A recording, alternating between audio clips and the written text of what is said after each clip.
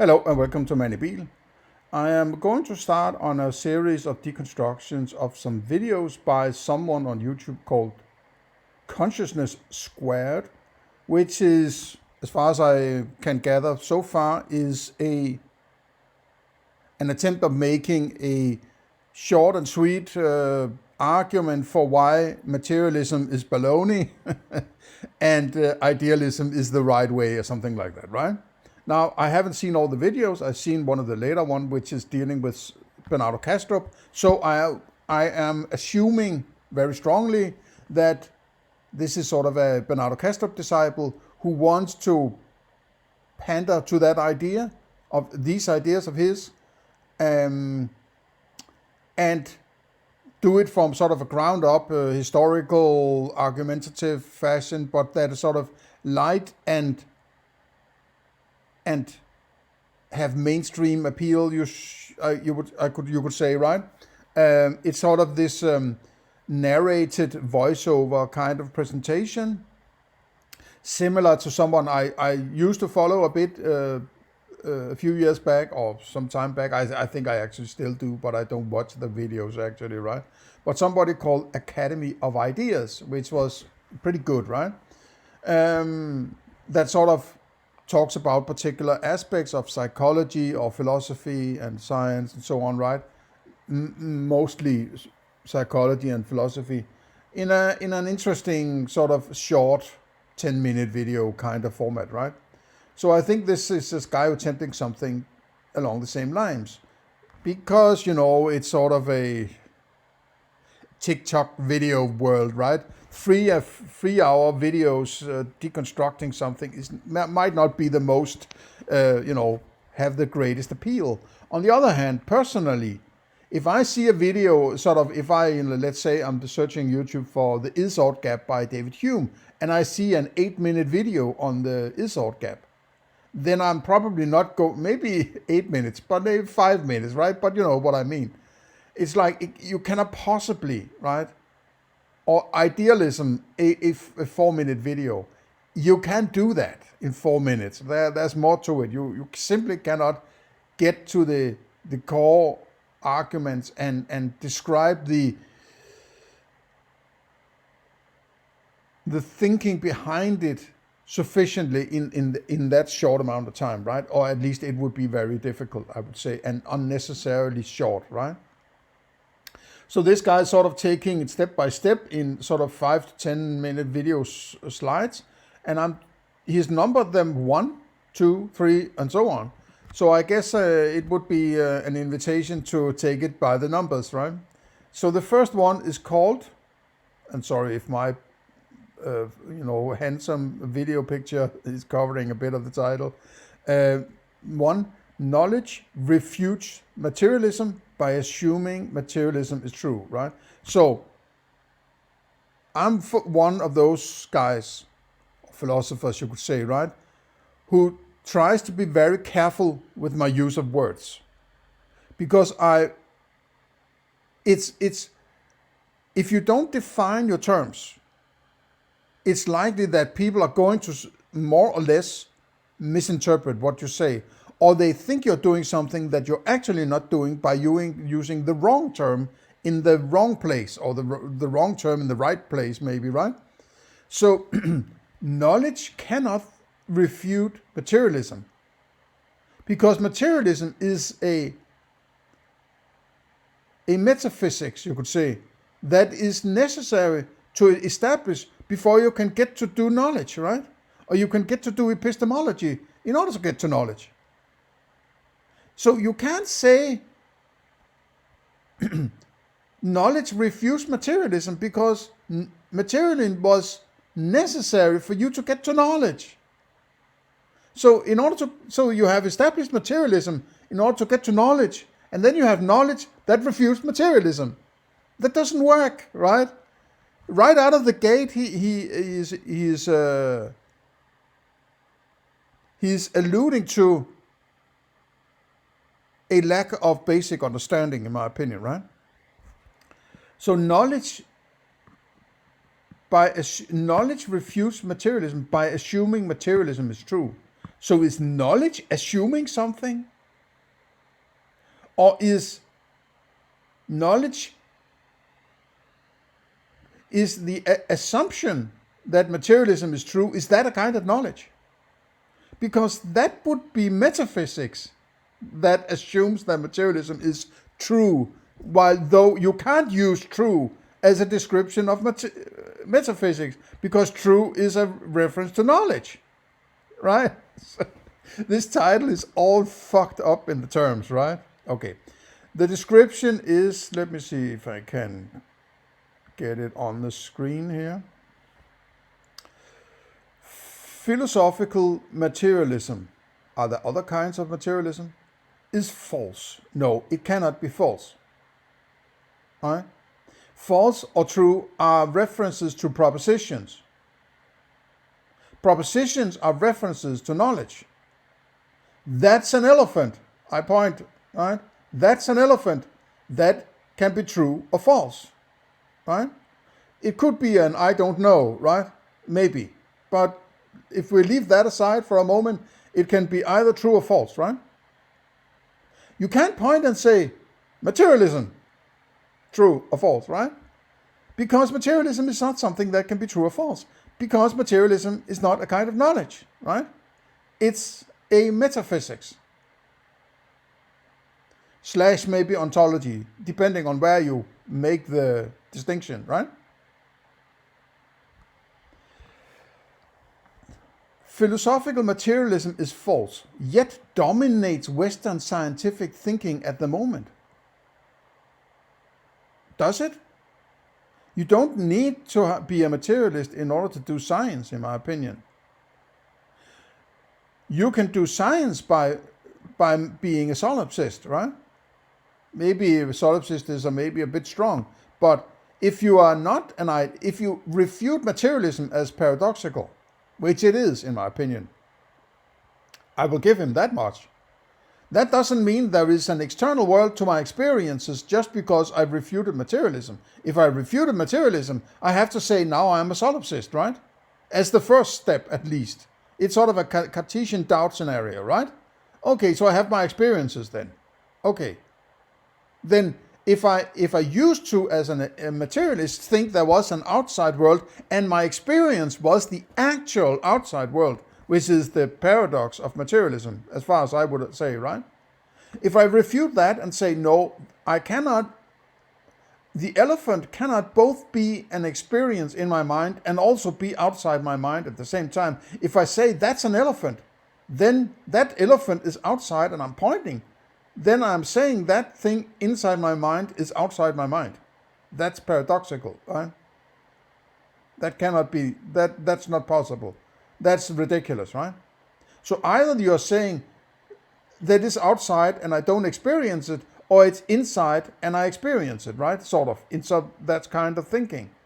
Then it's an inside. Well, if all my experiences are an inside, why do I say it's an inside?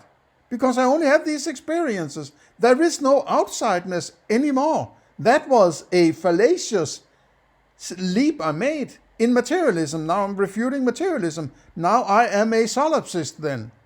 That's the correct step to say, well, there is no outside. I'm not saying there isn't an outside, but I cannot say there is an outside. What are you basing that on? Just like that? Out of the blue and say, hey, of course there's still an outside, but I only have my experiences, but there's still an outside. No. Then you're clinging onto or hanging on to your old understanding, it's a remnant of materialism to keep hanging on to an external world without any clarification how you get to that external world, right? If you are a scientist, you are describing your empirical experiences, right? Science is an outgrowth of empiricism. Empiricism is a particular way of claiming knowledge. You have to experience it, right? So if it's an experience, you are still experiencing things, even if you are a materialist as a default. You're still experiencing that which you're doing science about. So you don't have to consider yourself a materialist as such, whether or not you're a materialist or idealist or solipsist or whatever, right? It doesn't influence what you're doing when you're doing science. You can, if you're a solipsist, maybe depending on how you define solipsist, but at least if you're somebody who says, I have experiences, I cannot get to an external world, so I'm going to pretend there isn't an external world to my experiences, right? But you could maybe still say, I'm going to work with my experiences and give them meaning, right? So maybe it could be problematic, and that's why people are jumping into idealism straight out from materialism, because they keep that external world as something that is sort of given to them for some reason, right? That's what they just refuted by stepping out or stepping back from materialism, saying, no, I don't have a direct experience, right? So if you are in that, it's a little hard to, I feel I'm cornering myself in a bit here, right? But what I'm trying to get at is materialism is not dominating scientific thinking. The point is rather that I would think that those who are doing science usually tend to be materialists without even questioning it, right? Without even thinking about it or doing any kind of rigid metaphysics or ontology or anything like that, or arguing philosophically for that kind of stance. They take it for granted. It's a default setting, right? It's not dominating science. I think this is a straw man, right? In my personal opinion. But you might have a better argument, so let me have it. Please comment down below, and you might consider giving me a like and a support, right? Okay. The existence of knowledge itself demonstrates that this belief is false. What the fuck? The existence of knowledge? Knowledge doesn't exist. Oh. I mean, knowledge is a particular kind of conclusion to a set of philosophy called epistemology, right? And I would say you could actually very well ask, why do I need the idea of knowledge, right? What am I doing? I have these experiences, right? And I have an experience, I point and say, that's an elephant. Do I need to clarify it further by saying, yeah, but okay, I have the experience of elephant. Now I have to clarify whether or not it's knowledge. Why? What is it about it? Why do you need, is it sort of given that you should go down a particular avenue of thinking called epistemology? Why? What's the need? Well, maybe there isn't a need to do that, right? In my opinion, I would like a clarification, or clarify to myself at least. First of all, if I don't have as I used to have in my materialist thinking, a notion of a direct access to an external world, through my experience, so to say, in this sort of convoluted, paradoxical fashion that I used to think of, right? If I say, no, that can't be, it doesn't work, it's paradoxical, it's contradictory, whatever, right? Then I'm left with just my experiences. That external world, poof, goes away when I take that leap, right? So there is no inside-outside dichotomy anymore. So before I start to say anything further about my experiences, I need to clarify, why am I doing philosophy in the first place, right? Why am I doing that? Is it because I want to clarify or specify or categorize and interpret and give meaning to my experience, right? There's no longer any inside-outside dichotomy in my thinking. I just refuted it. I just kicked it to the curb, right?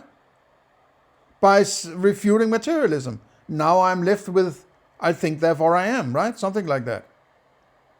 So if I want that inside-outside dichotomy back, right? I have to argue, to myself at least, right? I can't just say, yeah, I used to think it was there. Now I've refuted direct access to that external world, but it's still there by some magical, it's a remnant of my prior understanding I'm keeping without any clarification, right? And that's why that leap is so fucking important to argue for, right? Or if you think you are arguing for it, or pretense of arguing for it, that you very clearly argue, or very clearly describe how you argue from, I have my experience, to, there must be something beyond my experience, right? If you don't argue for that, if you just pretend that it's still there, there's a huge problem in your thinking, in my opinion, right? That's what I'm hearing here. Though he uses all these fancy terms like faults and beliefs and knowledge and materialism and dominating and thinking and, existence, all these fancy words, right? Just piling in this philosophical gumbo without having any sort of clear idea, in my opinion, what they actually mean. Then the first step is not taking an external world for granted. The first step is, if you want to take that step, sort of away from Cartesian doubt, or away from solipsism, you could say, right? In my opinion, if you want to create meaning to your experience, it's hard to avoid giving it meaning that is sort of based on some kind of understanding of an external world, right? Maybe you could do it. I'm all ears, right? Please tell me how. My way of thinking is, it makes sense to me to say there's an external world influencing my experience, because particular aspects of my experience I have no control over, right? I don't, when I sort of, let's say, open my eyes, right? I'm not in control of whether or not there's this color or that color, or there's this sound or that sound, or there's this taste or that taste. I might have a preconceived ideas based on prior experiences and so on, that I'm expected to see this, that, and the other. But I'm not in control of it, right? And furthermore, I'm not in control of whether or not I experience that elephant or not. If I experience that elephant, I experience it. If I don't experience elephant, I can't conjure up an experiential elephant somewhere, right? I cannot say, now I want to experience an elephant in that corner over there, right? If I do that, there's no elephant. I can imagine an elephant maybe, right? Sort of a ghostly idea of an elephant, but that's not what I'm talking about, right? That's a longer story you might get into. So there's a reason to ponder about why that is. A way to deal with it is to saying, well, it's because there's something that my experience is derived from, or based on, or representing, or whatever term you want to use, right? And because the experience doesn't allow my mind, or the I of me, the me, to fuck around with it, right? Purely by thinking. It's because I need to be in accordance with something beyond my experience. My experience has created an autopilot experience from which I can then derive shit, right? But I have these colors and sounds and tastes, and then there are sort of cognitions within these colors, sounds, let's say qualia, right? The qualia, and then there are cognitions among these qualia, which could be, for instance, the elephant, right? These I'm not in control of. So it makes sense to me to say, in order to give it meaning, that they are representations of an outside world. Now, be careful now, right? I would say personally that which is in the string of the in the what's it called? I'm looking for a word.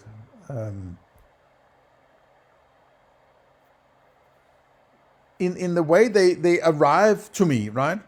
The qualia is always before the cognitions. There has to be qualia before I can cognize, for instance, an elephant, right? I don't have an experience of elephant without having qualia. But I can have qualia without experiencing an elephant, for instance, right? So qualia comes before elephant or cognitions. So there's a structure to it. Qualia and then potential cognitions. But if I'm not in control of either, but the cognitions are derived from the qualia, then the qualia is the direct access, or the most direct qualitative access, but that quality doesn't give me the presentation I actually need in order to deal with it. Therefore, my mind is also cognizing, for instance, elephant among my qualia. And elephant is that which is closest to that, whatever it is beyond my experiences. So, a way of combining knowledge with this ontology is to say, knowledge, what I want to get to clarifying knowledge, is the deepest insight into an external world without accessing it. Which would be my cognitions then, right? Which would be the elephant, or the bicycle, or the tomato, or the rocket, or the, cat, right? These cognitions are the deepest insight into my experience towards something I classify as a representation of something outside my experience, right? That would be an approach to knowledge and why you need knowledge, or why I need knowledge. And you could sort of adapt the same approach if you want, right? So by knowledge, I am appealing to a definition of why do I need knowledge? Why do I need an external world? Why do I need this, that, and the other? These things are never clarified by any philosophers doing any kind of idealism. No, what they want to get to as quickly as possible is an external world that is made of mind, and therefore they can tell me everything about what that external world is, right? And how I should approach it, and how I should understand life and universe, and the big lines and everything, right? Then that's the point where I'm saying, hold on, boy, right? Crazy boy. Okay, let's get further down the line here before I get too wrapped up in my statements here. If we assume materialism to be true, we can show that there is no rational path forward for this concept, which means that Western beliefs are being held back by clinging to a fundamental untruth. Is that the same as saying it's false? An untruth. Is that a lie? Are you moralizing about true-false statements? It seems like you're being force-fed an untruth, right? It's soaked in moralizing, right? Okay, let's get into the video itself.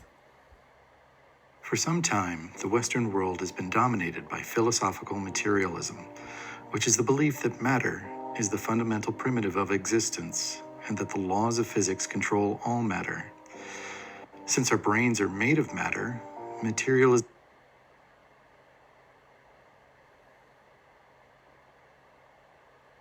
demands that everything about us, including our thoughts, are also strictly controlled by physical laws.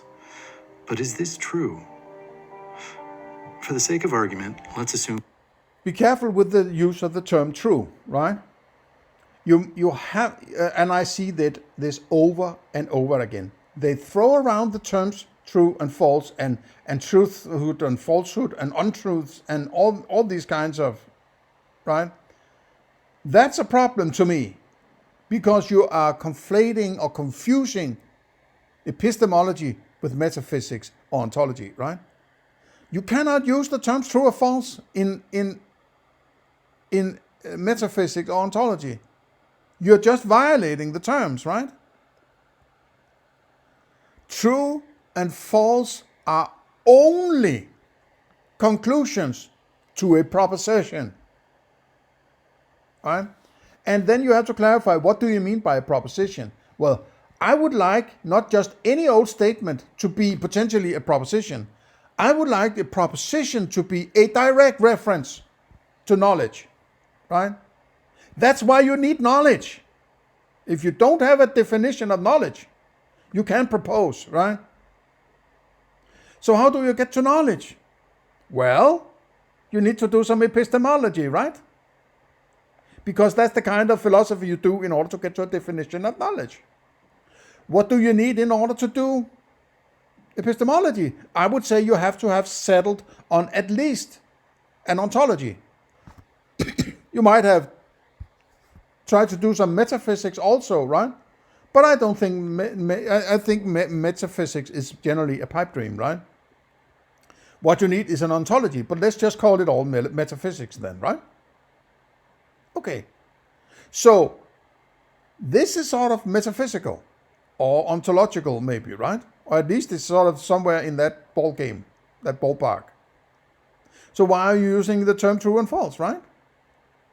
You don't understand what you're doing, mate, right? You don't know what you're doing. You haven't done the necessary clarification of the various terms you use. You just use them left and right and think that you sound philosophically coherent, right? It's the old game of, I have some insight and now I've found a lot of philosophical terms. Now I'm going to throw them at you because I think they sound, something like that, right?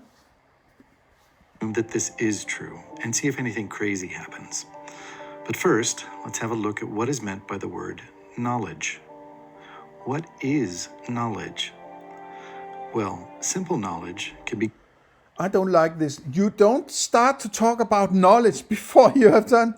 I mean, you could maybe... I have settled my metaphysics in this deconstruction here, right? But, that's maybe a part of doing deconstructions.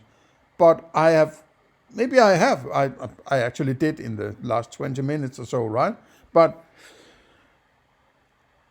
you don't start off in the middle of your philosophy. You start at the ground floor, right? Or at least you would, in this, if you take this step by step, video 2, video 3, and so on,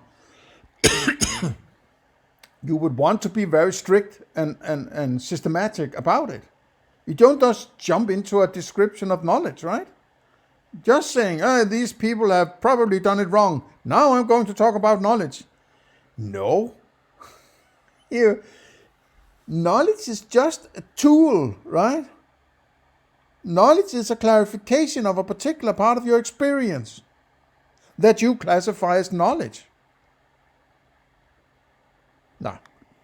be gained through perception, but rational knowledge is composed of accumulated inductive and or deductive inferences. So now we are saying that there's knowledge, and now there's also all of a sudden there is rational knowledge.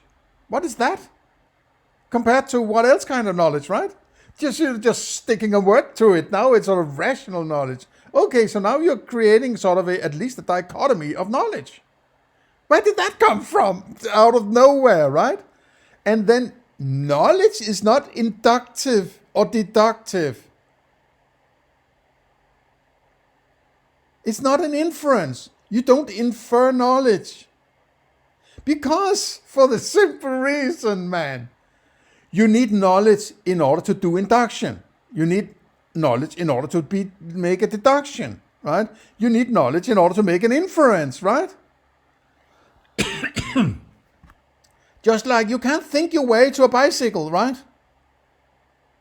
You have to have a bicycle in order to have a bicycle.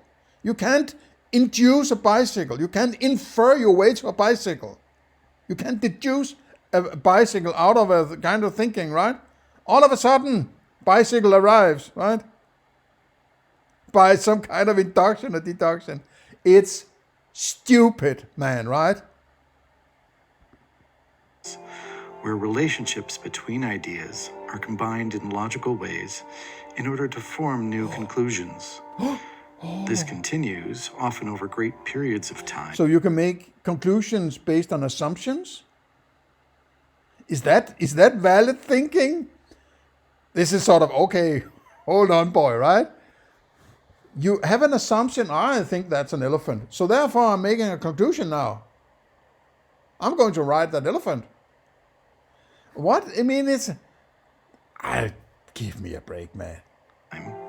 As we build on previous information, and eventually we have enough structured previous information. What is that? That must be a memory then, right? If it's a memory, is it still information? What is information in this gumbo here, right? Well, what are we talking about? These fancy, things moving around in the picture, right? These diagrams, whatever the fuck it is, right?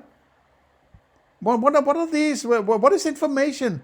What are you referring to when you say knowledge? There must be something I can experience somewhere, right? Can I experience an assumption? Can I experience a conclusion? Where is the experience in all this, right? It seems also what I generally hear in these kinds of, let's say, idealist presentation is they want to step out or step away from direct experience as soon and as quickly as possible.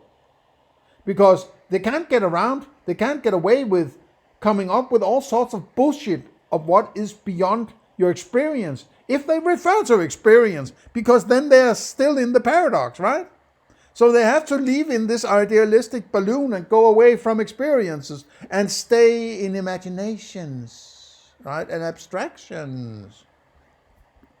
Information, knowledge, that we can build complex Okay, so information is knowledge. Why do you need both the term knowledge and information? Why? If you have knowledge, why do you all of a sudden now need to call it information?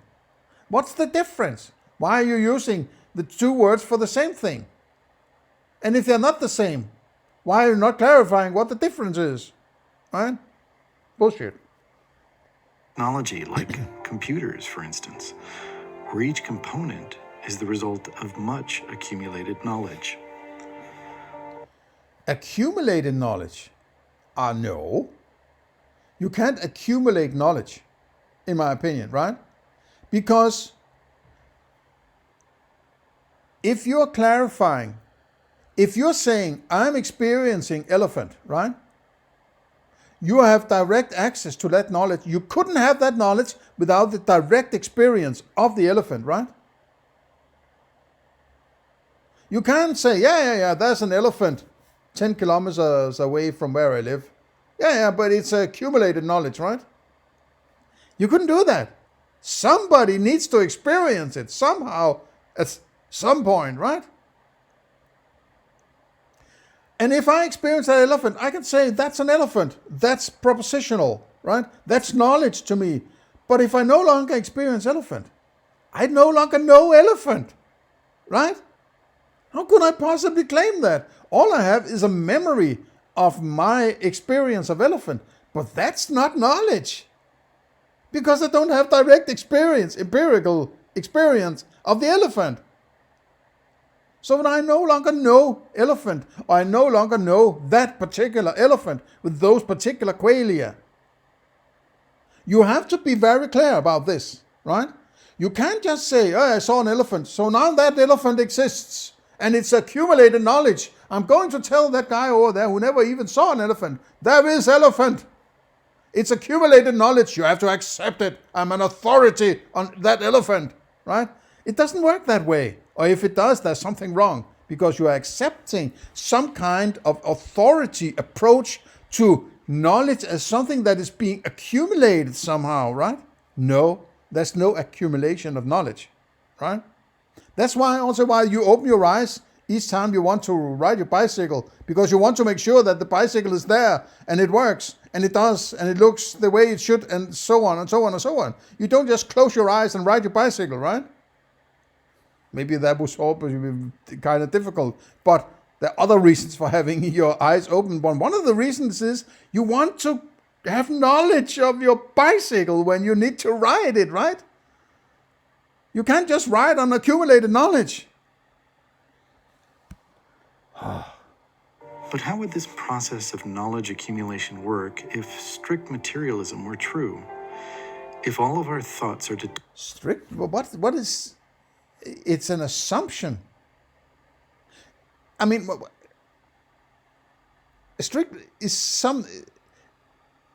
materialism is true, cannot be an assumption if it's true. You can't assume that something is true, right? Because true is a reference to a proposition. If I point and say that's an elephant, I'm not assuming anything. I am pointing to a direct, cognition. So that strict elephant is true. I am assuming that strict elephant is true. What kind of bullshit is this, right? If it's true, it's not an assumption, at least. But you can't use true in this kind of argumentation. You're doing ontology or metaphysics, maybe, right? Depending on where you draw the line. So if it's true, you cannot assume it.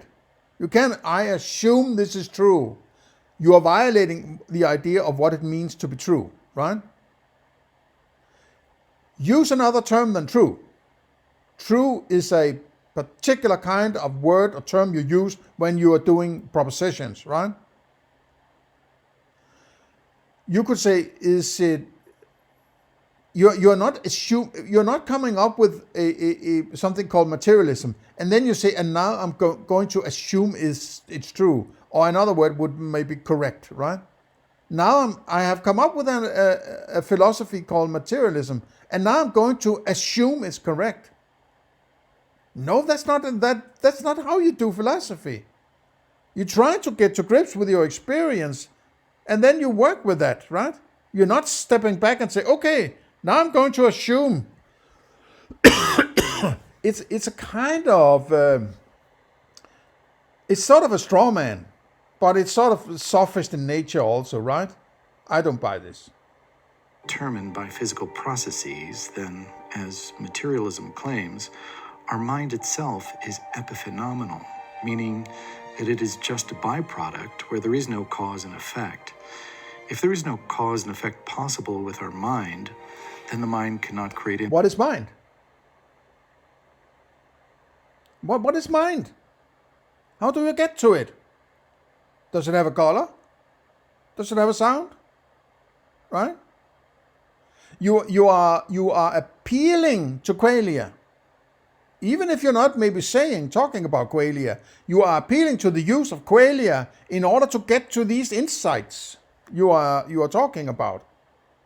Otherwise, how do you get to them? Are they just handed to you somehow, right?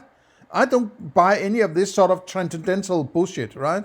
Whatever, I'm just clarifying it as if it doesn't arrive through empiricism or through qualia, it must be some kind of mystic woo-woo shit, transcendental, whatever, right? Why would I have an idea of mind if I'm not arriving at it through my qualia or my cognition, right? Then it's my own, then he is, and I would be, if I was supporting this, I would be arguing for this through my imagination and my abstractions, right? I already have an idea of something called mind, and now I'm going to talk about it. No, that's not how you do philosophy. When you have your qualia, you say, okay, the next step for me, for instance, is I have some cognitions among my qualia, right? These are the elephants, the bicycles, and so on. Okay. From those cognitions, I may derive something called this, that, and the other, and so on. At what point do you arrive at mind? Because that's the steps of philosophy I am looking for. I'm not looking for somebody just throwing around terms, right? How do you get to mind? Clarify yourself. Explain yourself, right? But it's given to me. No. Nothing is given. Then we don't, if something can be given, we don't need to philosophize, right? You can just say it's given. Done. Fuck you, right? That's not good enough for me. So what is mind then, right? Well, if he is aligning himself with Bernardo Kastrup, he would be saying something like, well, all of my experience is within mind. All of it, right? My awareness, my emotions, my qualia, my cognitions, everything I can refer to is in a catch-all term called mind. And then he will take an imaginary leap or an abstract leap called something like, therefore everything is made of mind. Right? It's the same as an analogy I've used before, which is like me sitting here in my living room, right? And sitting in this place I'm sitting in, right? And I'm looking at my shelf, my stereo, my movie collection, my table, my sofa, my chairs, and saying, I think I'm going to call this living room. I think I call all of it living room, right? I guess, and then I will take this weird leap out of nowhere, which is a category mistake even, right? I think everything is made of living room. Right? Everything is made of living room. It's the same thing.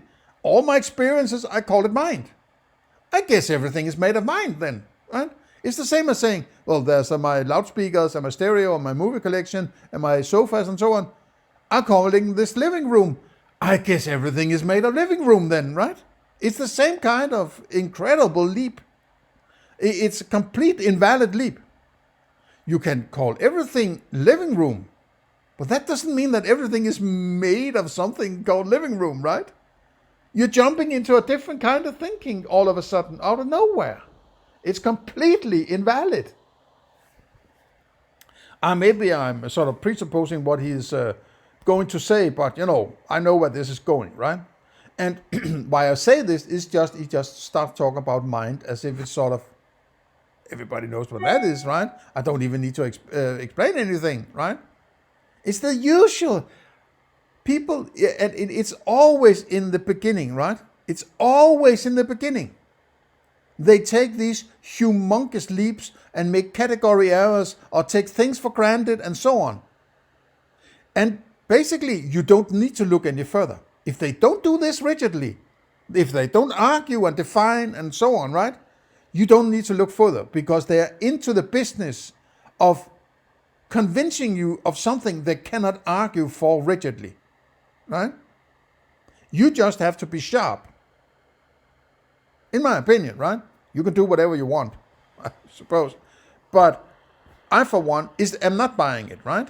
I've seen so many presentations of this kind, right? One in one way or the other, where they just throw around all these terms that are philosophical, a very high importance level of terms like knowledge and true and mind and existence, and they're just throwing around in this right, without any structure or any definitions or anything that is useful, right? Inferences at all. It can't create anything at all. But if the mind cannot create logical inferences, then complex knowledge and therefore technology would not exist. Yet complex technology... And these kinds of leap, and therefore technology wouldn't exist. I say, okay, hang on, dude, right?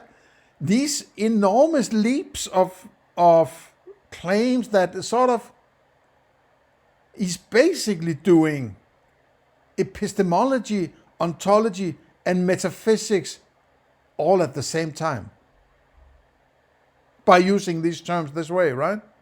And coming up with all sorts of supposed conclusions of what might have happened if this, that, and the other, right? I don't like this kind of thinking, right? Or presentation or philosophy. I don't like it at all. It does exist, so one of our steps must be wrong.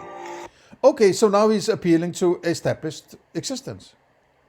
But isn't that what ontology and metaphysics is supposed to do? So you can't refer to existence without having established your metaphysics/ontology. Right? What is it? You can't say, this is given to me. It's stupid, man, right? But which one? What if, instead, purely physical, deterministic processes create logical inferences? This would dictate that these logical inferences that produce knowledge and advanced technology... No, it's a completely screwed up understanding. Inferences do not create knowledge. They don't, right? It's an extraction of particular aspects of knowledge, or it's establishing knowledge from aspects that normally are part of a particular cognition, depending on whether it's deductive or inductive, right? I'm not a big fan of the inductive fashion because this is appealing to qualia or sub-aspects of cognitions that you are not cognizing, right? While deductive reasoning is based on, I am cognizing elephant, right? This is an elephant, therefore it has a trunk, right? You don't have to look at it. If you make, that's the idea of deduction at least, right? If you're saying, I am experiencing elephant, then you are saying implicitly, I am experiencing trunk, right? That's built into the experience of elephant. That's the understanding of the cognition of elephant. So if you're making a deductive argument, you're basically saying, yeah, when I experience elephant, I'm also experiencing trunks, right? So you're saying it deductively, it goes with the cognition. Elephant, therefore I must be experiencing trunk, right? If you're experiencing elephant, you must be experiencing a trunk. That's the idea of deductive reasoning. Inductive reasoning is, I'm experiencing trunk, therefore there is an elephant. That's inductive reasoning, right? You are inducing the full cognition, so to say, from a sub-concept or an underlying aspect of the cognition necessary in order to have the cognition. The problem is there might be a trunk, but not an elephant, right? How would you understand? Because you have to experience the fucking elephant in order to say that is an elephant, right? You cannot say, well, that's the inductive problem, which is trunk, therefore there must be an elephant, right? But usually that's what we do, right? If I see what I would say is the trunk of an elephant sticking in my front door, I'm not going to say, aha, there's no elephant, right?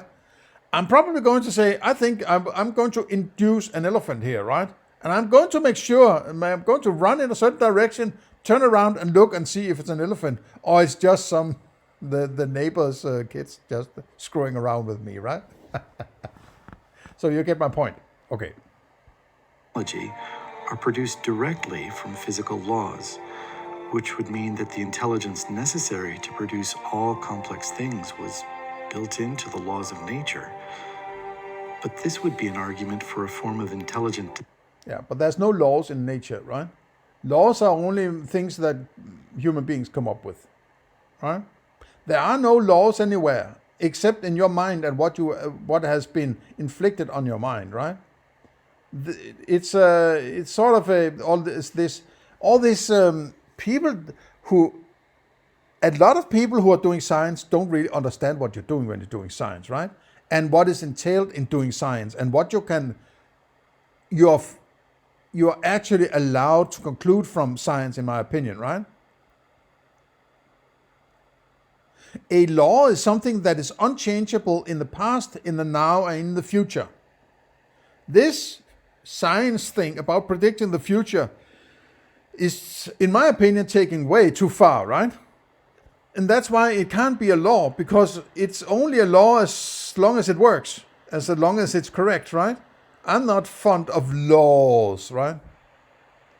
Okay, let that rest. Design, which begs the question as to who is the intelligent designer. This requirement for an intelligent designer for the laws of physics is completely counter to materialism, which means that deterministic reasoning, quote unquote, also leads to a contradiction. In the first case, our mind is incapable of cause-effect inference, which is a contradiction, and in the second case, deterministic inference leads to a contradiction. Given both, our mistake must be in our initial assumption that I don't understand this reasoning here, right? It sounds to me like a straw man. It sounds to me like a straw man that I'm trying to say something like, and I'm doing good putting it to sort of everyday thinking, right? Somebody's saying, yeah, my car, it has wheels, and my car has an interior, it has sort of a windscreen, and then it also has a tail. Or,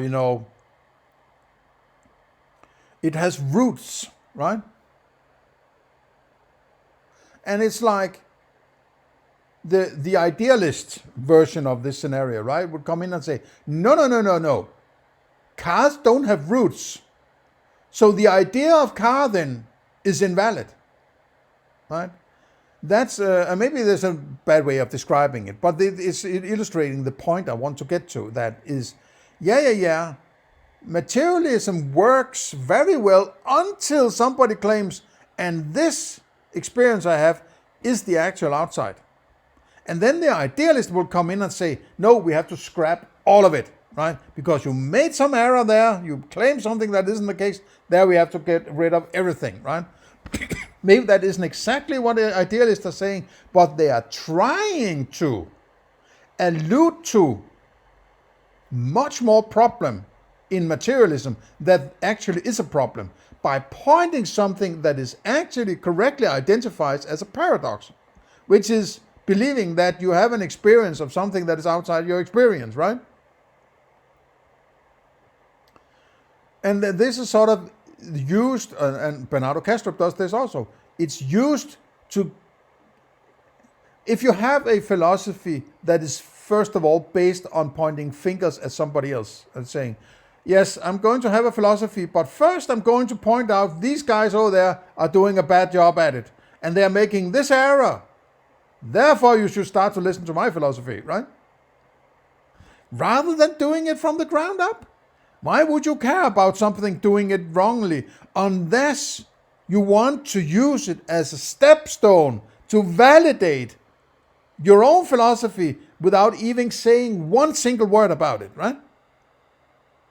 It's the same approach that sophists like politicians do, right? They say that guy over there, he's Donald Trump, whatever, Joe Biden, whatever, right? He's weird because he does this, that, and the other, and there's a stupid president, he doesn't work, and therefore maybe you should eat my shit, right?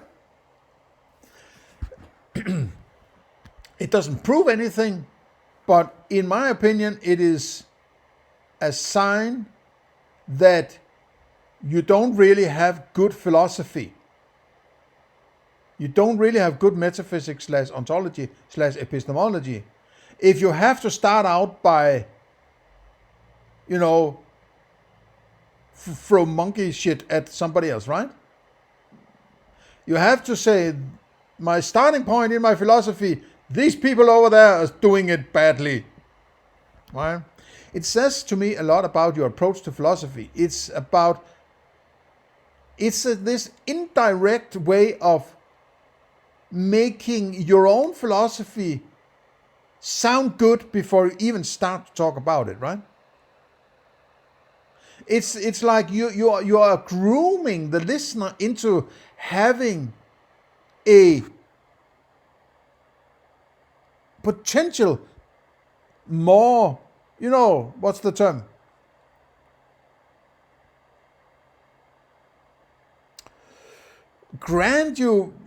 more goodwill or something like that. I'm looking for a term again, right? Before you have actually even said a single word about your philosophy, right? That is a sophist trick. There's no getting around it. That's a sophist trick. The decent, righteous philosopher would just start presenting his or her philosophy. Point A, I'm starting with this. Point B, I'm doing this because of what I did in part A, and part C, I'm doing this because of what I did in part B, which was based on part A, and so on. I'm not starting out by saying, there's somebody over there doing philosophy I don't like, and they make this error, and therefore you should probably come and listen to my philosophy, right? Bullshit. Strict materialism is true, as assuming it to be true necessarily leads only to demonstrably false outcomes. In short, computers exist, therefore philosophical materialism must be false. Well, some might argue that there is a possibility that inference could derive from randomness that exists at the quantum level. Yet, randomness is the exact opposite of the order required for logical inference, so there's no support for this position either.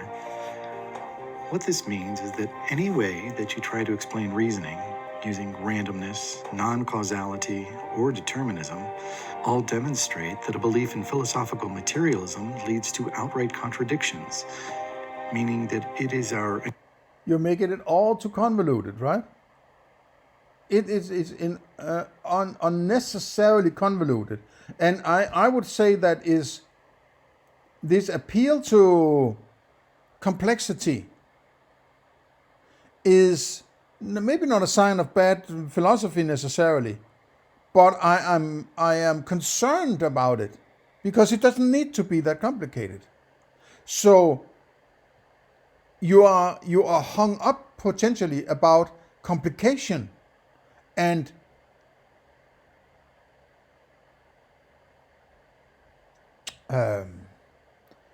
abstraction.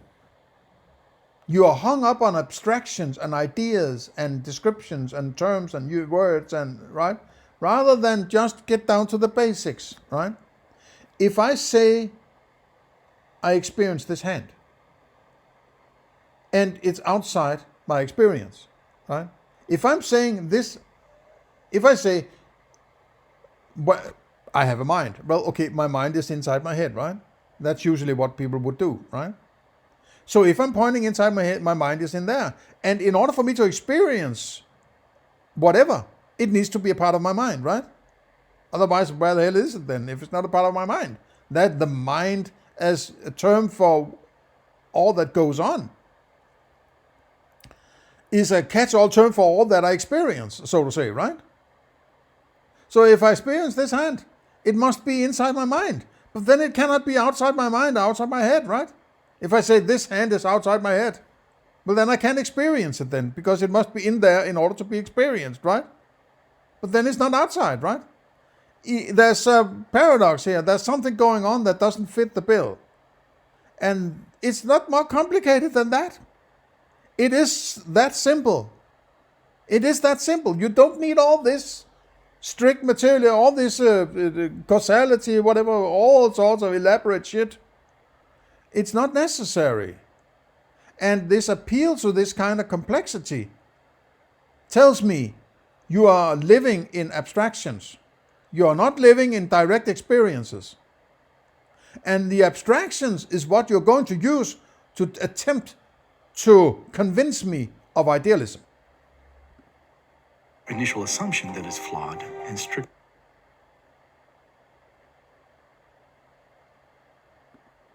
Materialism is, in fact, false.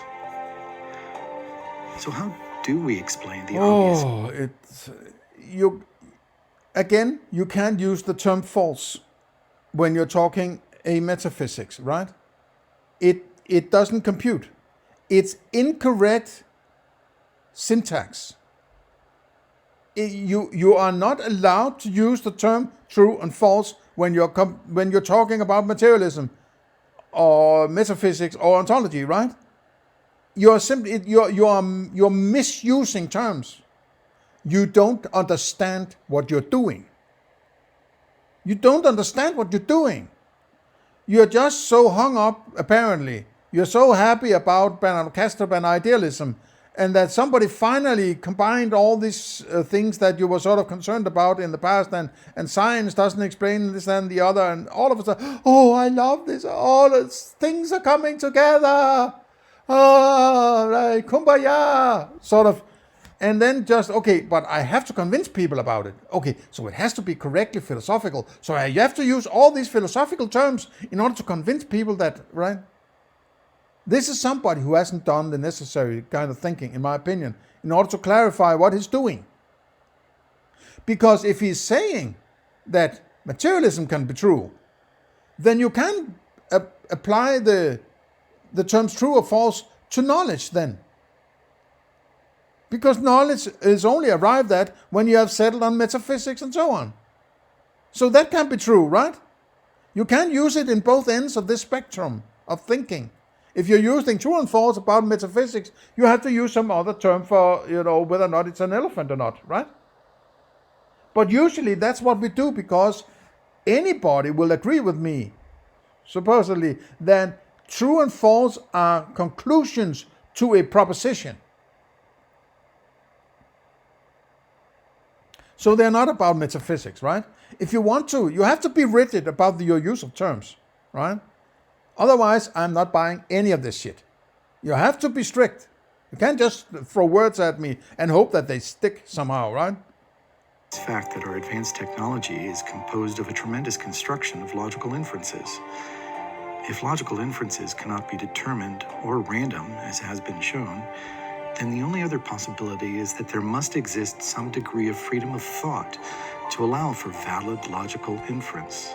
And these inferences must inspire mentally causal actions in order to continue. Freedom of thought? Strictly controlled by physical laws. Freedom of thought?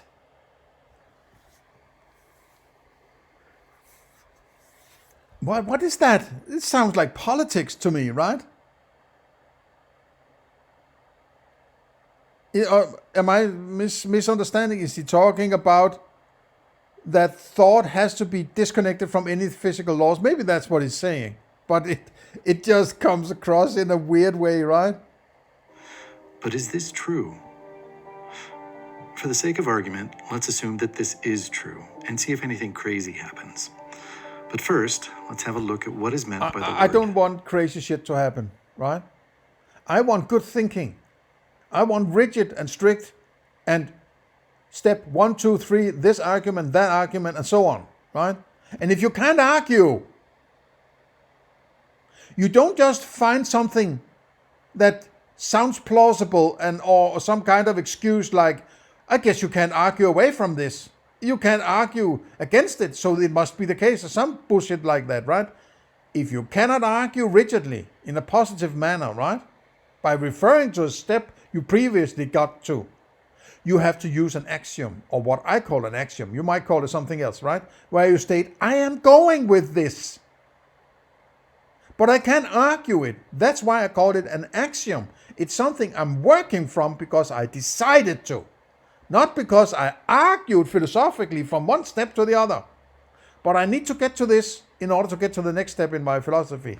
I can't argue. It's an axiom to me. If you don't like the axiom, fine. Then we don't agree on this particular philosophy then, right? Or if you can tell me, well, you can actually argue. You just didn't see the argument. Give it to me. Give me the fucking argument so I don't need to use an axiom. But as long as I can't argue for it, I'm going to use an axiom which is an appeal to saying, I am working from this. I'm not just throwing words in the air and abstractions and so on and sort of, aha, I guess there's a world outside my experiences somehow, right? Argue rigidly. Be very precise and say, now I'm going to give you the fucking knockdown argument how I get from experience to an external world, right? Give that fucking argument to me, right?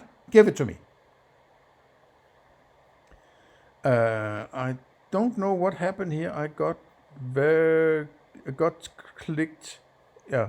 So let's Finish it. And these inferences must inspire mentally causal actions in order to continue to build knowledge. Such mental causation also directly contradicts materialism, yet here we are, as there is no other possibility that remains in order to explain the existence of abstract knowledge other than some form So of now there's abstract knowledge. What is that? There was strict materialism and abstract knowledge. I don't care what knowledge is fucking knowledge.